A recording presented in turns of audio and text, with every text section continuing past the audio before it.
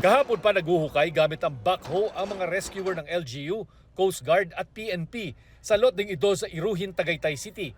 Hinahanap nila ang mga labi ng dalawang construction worker na nasa tinutuluyan nilang barracks nang gumuho ang retaining wall ng kabilang lote. Ang construction worker na si Mark Ivan Iglip ligtas na nadala sa ospital.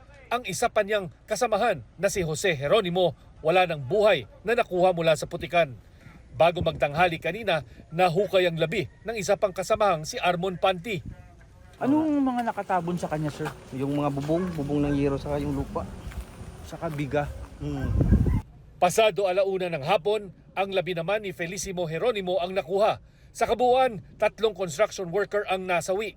Isa ang ligtas na nagpapagaling sa ospital. Initially po, ang nangyari ay nagkaroon po ng collapse ng structure, yung wall na retaining wall, nag-collapse kaya po yung lupa doon sa taas ay gumuho po papunta doon sa site. Tutulong ang Tagaytay City Hall sa pagpapalibing sa mga biktima pati na sa pagbalik ng kanilang mga labi sa kani-kanilang bayan.